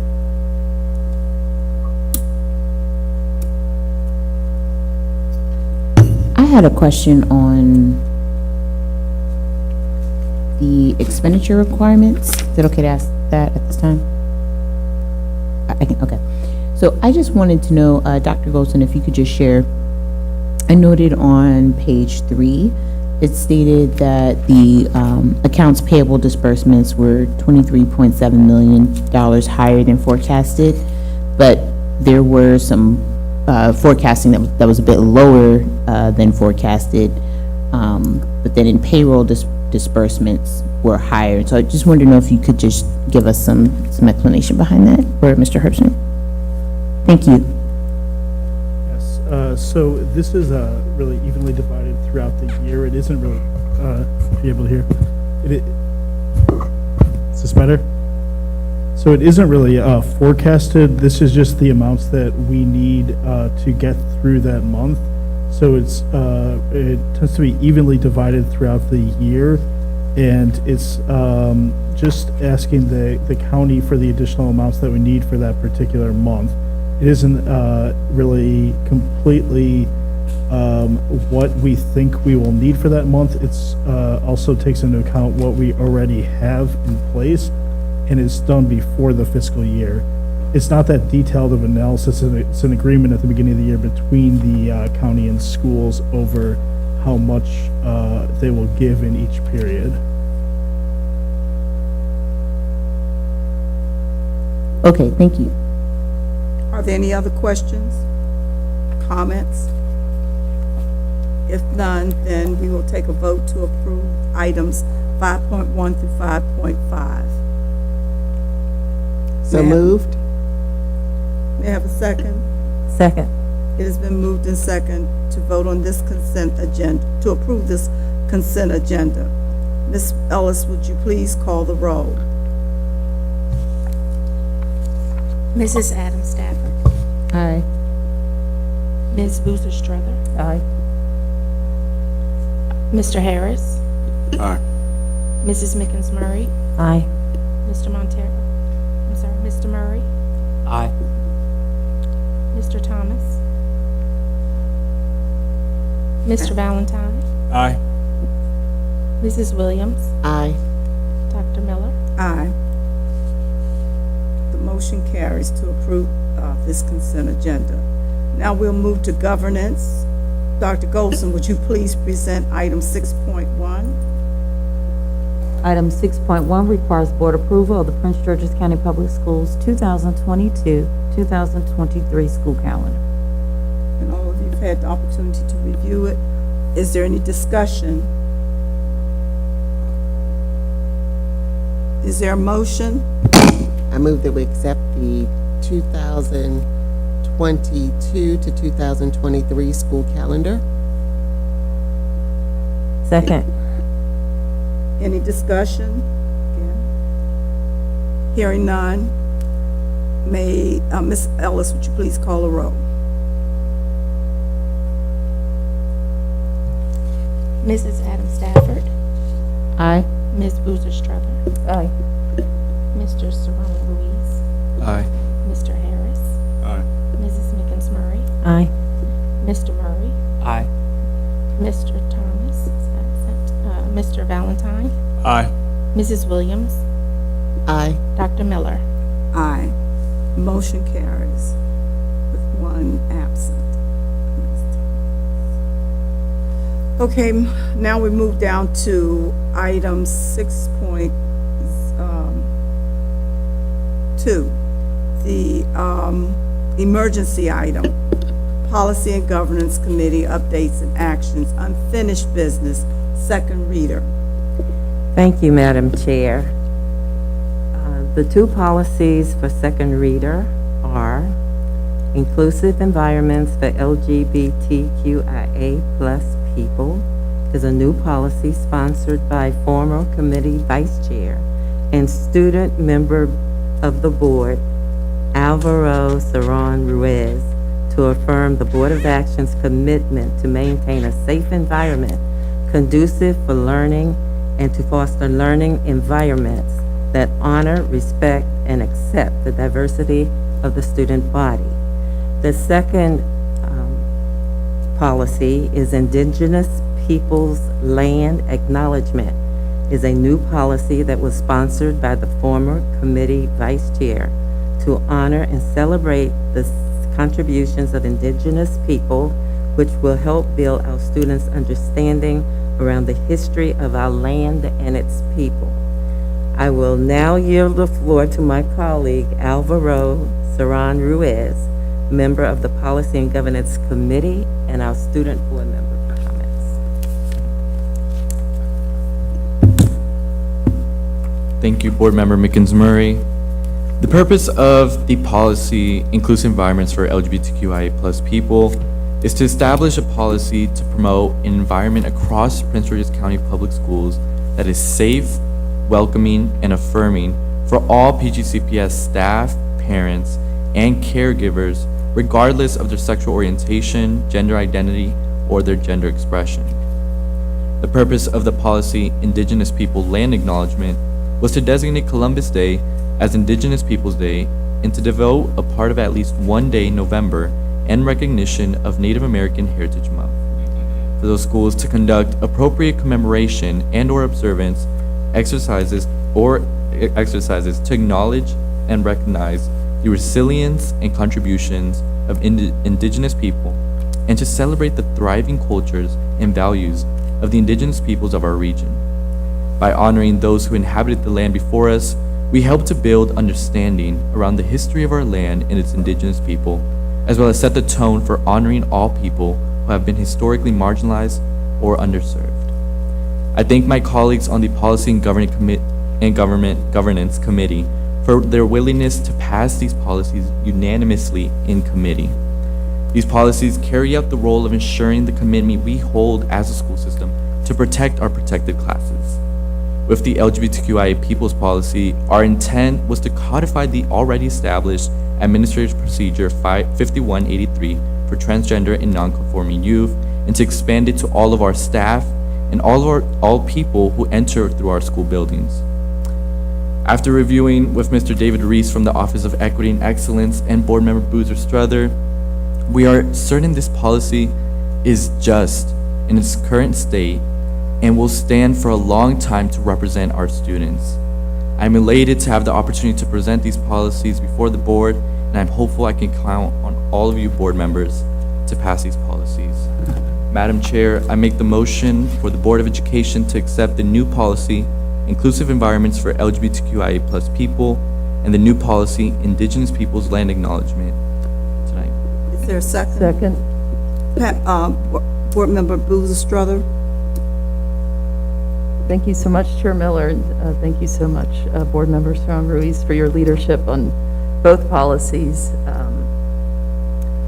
I am proud that I will soon cast my vote on the new policy for inclusive environments for LGBTQIA+ people to promote an environment across PGCPS that is safe, welcoming, and affirming for all students, staff, parents, and caregivers, regardless of their sexual orientation, gender identity, or gender expression.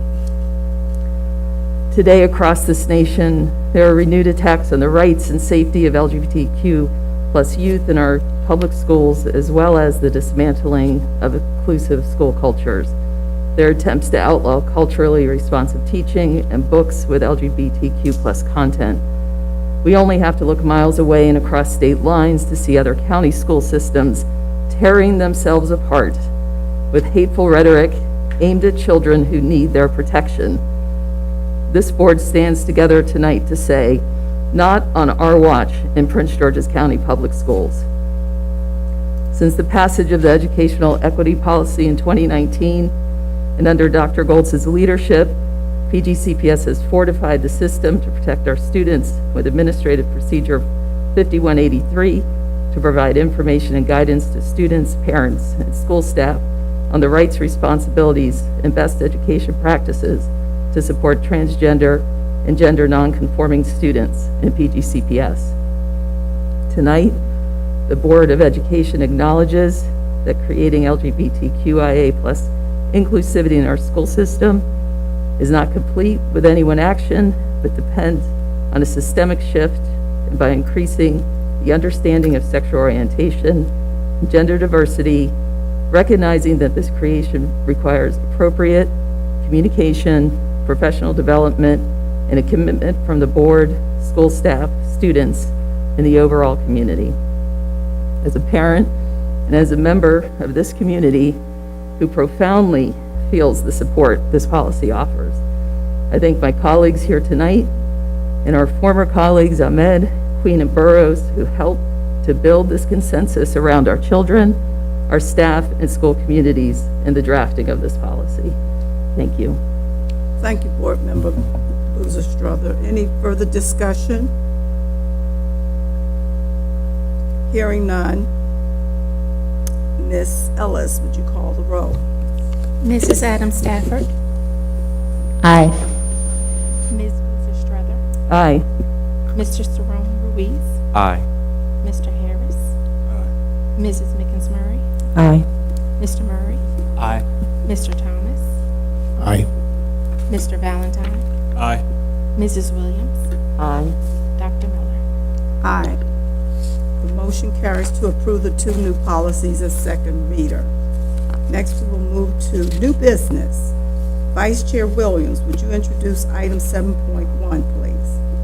Thank you. Item 7.1, the Board of Education 2022-2023 meeting calendar is presented to first reader. And this calendar works in concert with the previously mentioned school calendar that Dr. Golson introduced into second reader. This calendar includes the summer break for 6 weeks for the Board of Education. It also includes our committee meeting schedule and our regular board meetings. And it is the opportunity for the community to stay abreast of the work that the board is doing throughout the year. So I submit to you a motion to accept item 7.1 into first reader. Is there any discussion? Oh, I need a second. Second. Is there any discussion? If there's no discussion, Ms. Ellis, would you call the roll to accept this item 7.1 as a first reader? Yes. Mrs. Adams Stafford. Aye. Ms. Boozer-Strother. Aye. Mr. Cerrone Aye. Mr. Harris. Mrs. Mickens Murray. Aye. Mr. Murray. Aye. Mr. Thomas. Aye. Mr. Valentine. Aye. Mrs. Williams. Aye. Dr. Miller. Aye. Before we move on to the next one, getting back to the calendar, I wanted to make sure that it's okay with the board. The chair is going to, would like to form an ad hoc committee to review and update the handbook, which is years outdated.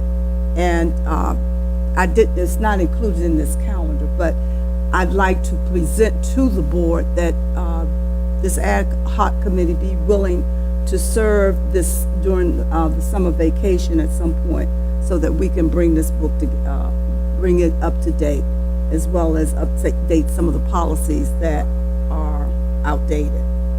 I second your motion to create this ad hoc committee. All in favor? Aye. Aye. Aye. Nays? Abstentions? The motion carries. So for the record, we do have an ad hoc committee to review the handbook. And since it deals with policy, I'm going to ask Board Member Judy Mickens Murray to chair it, since she is the chair of the policy committee. Do you accept that? Yes, ma'am, Madam Chair. Board Member Harris, what, did you want to chair it? Yeah, come on over here, Mr. I just Your had a question. light is on. Yeah, would you be accepting other members that would like to join that ad hoc? Well, that's up to, Okay. I talked to Board Member Harris. I just wanted to be on record that the chair did propose to the board that this ad hoc committee is going to be formed. So any board member is welcome to join. I Just see am open. Judy, Ms. Mickens Murray, Board Member Mickens Murray. And thank you for volunteering, Board Member Harris. As long as I'm not chairing it. I love volunteers rather than criticisms, so thank you. Okay, moving on, Dr., let's see, did we vote? Okay, yeah. Now we've moved to Dr. Golson. Would you please present items 7.2 and 7.3? Yes. Items 7.2 and 7.3 requires board approval as first reader for the naming of the new Adelphi Area Middle School to Adelphi Middle School, and the naming of the new Southern Area K-8 Academy to the Colin L. Powell K-8 Academy. Board Member, I move that we accept the recommendation of Dr. Golson on the naming of the two new schools. is there a second? Second. Any discussion on items 7.2 and 7.3? If there's no comment? I just wanted to give Dr. Golson a quick opportunity to discuss how the naming came about for these schools. Yes, so of the 6 new schools that are being built, 4 of them already have names for consideration, that they'll be using the same names that they have. The new K-8 is a new school, and of course the Adelphi Area Middle School is also new. And so both communities were created a small committee. The members of those committees are outlined in the board action summaries for both of those that are presented here. They met several times to discuss some options of names. Those names were then presented in a survey that was then issued to community members to complete, parents and community members to complete. We provided the statistics on the survey, the total number of people who voted, the percentage for each category. Both surveys were done in English and Spanish, and the names were selected based on the largest number of votes out of the 3 names presented to the Board of Education. Thank you. Any other discussion? Okay, we don't need to take the votes. We're going to go to 7.4. All in favor? Aye. I'm trying to move it fast, okay. Opposed? Any abstentions? The motion carries to accept approve the naming of the 2 schools, Adelphi Middle School and the Academy, the Southern Area Academy, to Colin Powell, K through 8. Call a roll, please. Okay, it's a consensus, so we'll move on. This has been approved. Next, Board Member Boozer Strother, would you please introduce item 7.4? Thank you. And you will have 3 minutes for your presentation. I'm prepared. Thank you. Because Mr. Jakuda gave half the introduction, thank you very much, in his 3 minutes. So we got our 6. So, Turn the clock, 3 colleagues. So colleagues, I'm so pleased to present to you the Climate Change Action Plan. So pleased the co-chair of the work group, Joseph Jakuda, who is a PGCPS parent and leader of the Sierra Club Climate Action Parents, is here with us this evening.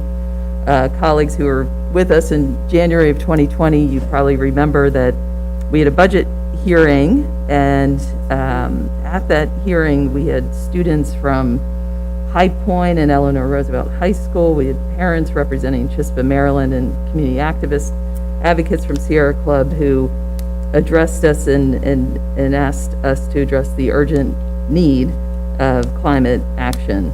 And I remember that evening that the board was incredibly receptive, and we had recently together created the concept of the focus work group, and we moved from there. And I want to thank everyone for their continued support. Really important context of why now. I think one, the everyday effects, we are feeling them.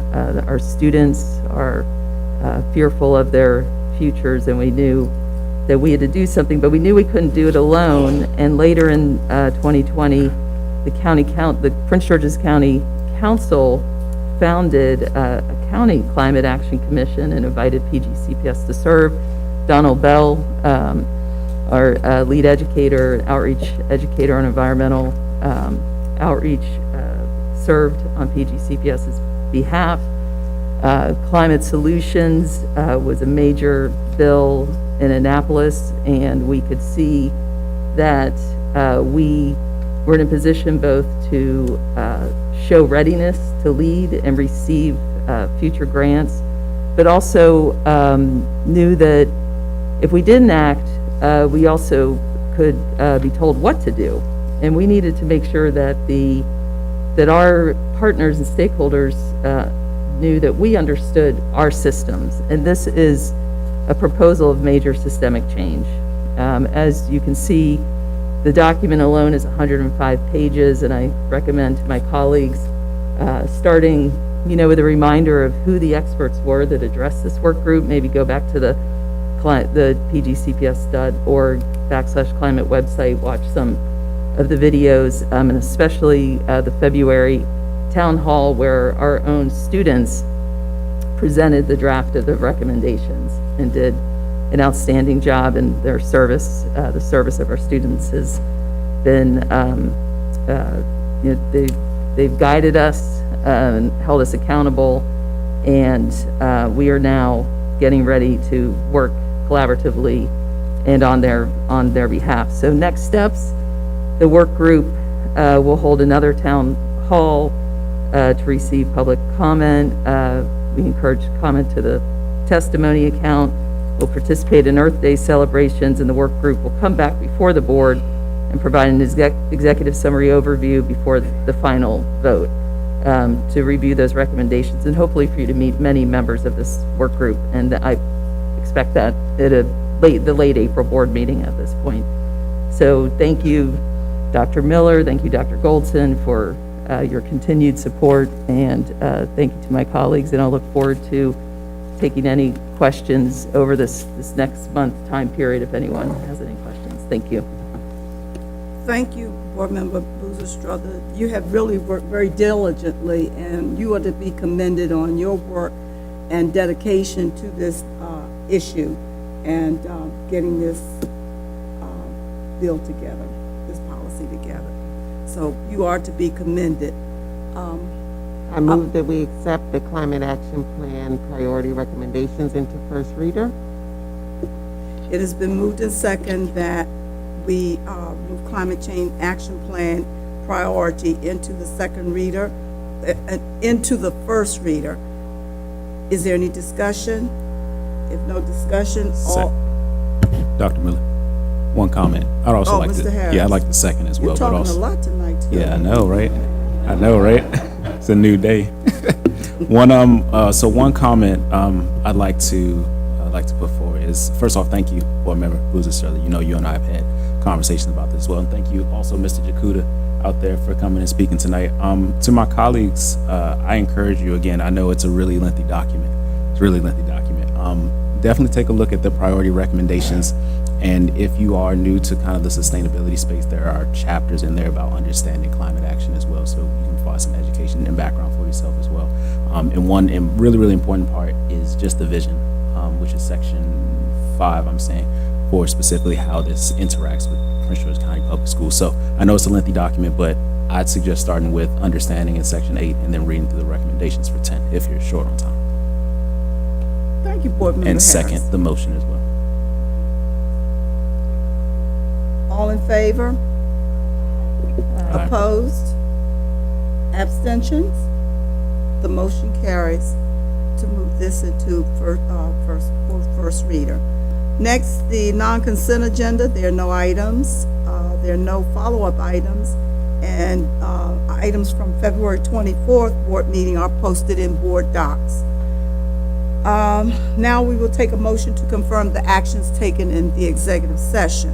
And they include to receive a report from the CEO regarding the administration of the school system, to discuss personnel matters regarding the appointment, employment, removal of certain employees, and review of CEO's recommendations for suspensions and dismissals of certified personnel, to consult with counsel to obtain legal advice on legal matters, to discuss an investigative proceeding on actual or possible criminal conduct.